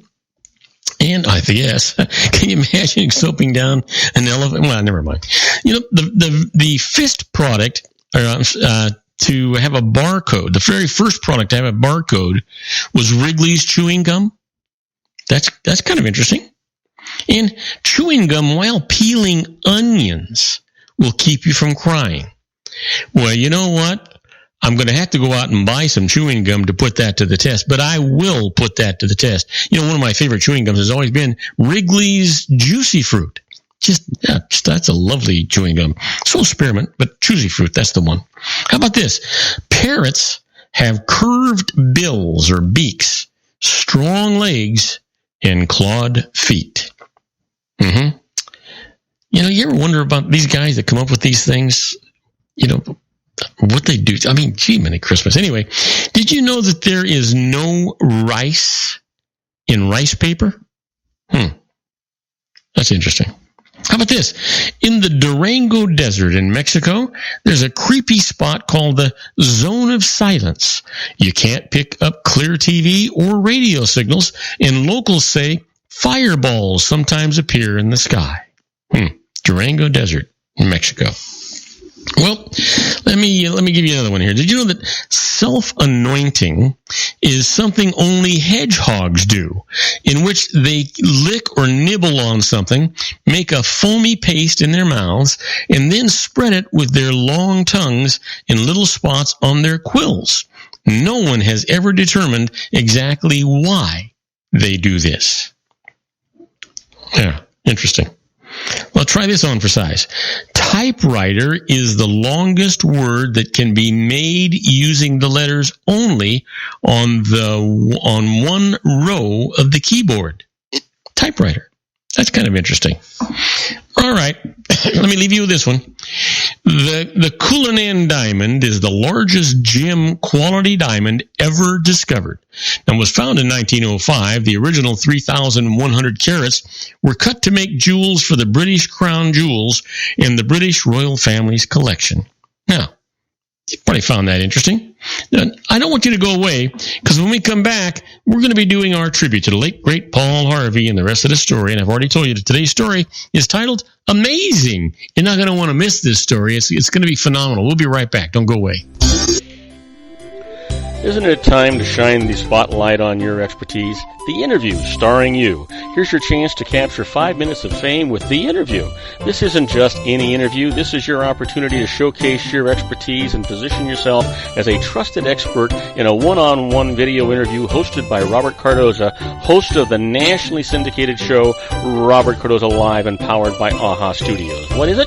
A professionally recorded video for your use. Robert Cardoza interviews you on the set where he records his show.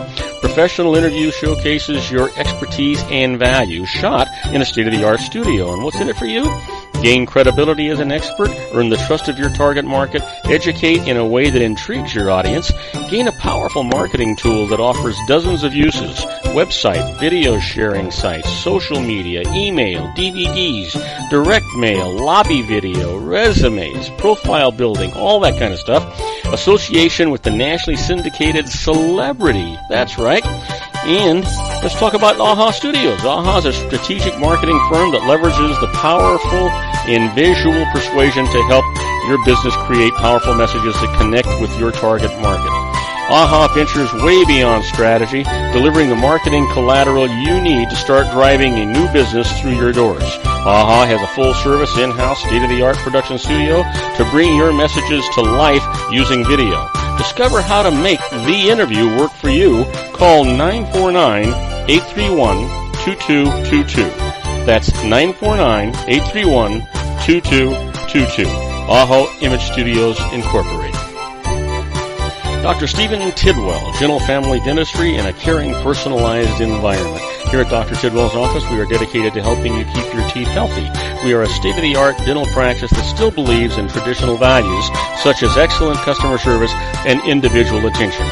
We have a special welcoming offer for you for just $39, a complete exam, personal consultation, professional cleaning, and all necessary x-rays. That's a $266 value for $39. Dr. Tidwell has 2 convenient locations and experienced staff to provide you with professional care and personal attention that you deserve. Call today. Don't delay. A great smile another day. Call 909-944-7308. That's 909-944-7308 for Rancho Cucamonga or San Bernardino.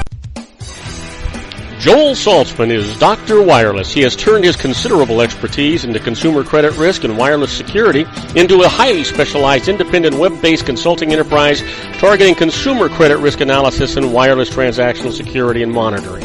He works as a wireless analyst, veteran independent agent, and consumer liaison for most wireless telecom carriers and equipment manufacturers.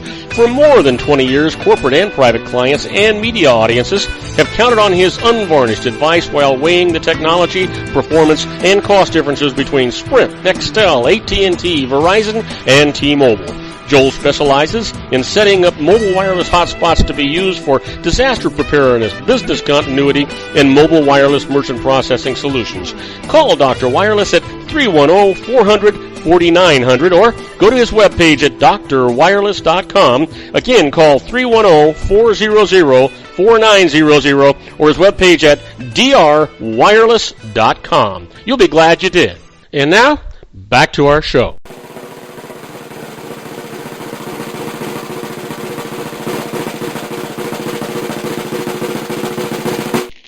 And I am Robert Cardoza. You're listening to Robert Cardoza Live on the street at the intersection of business and politics. And it's time for our tribute to the late, great Paul Harvey and the rest of the story.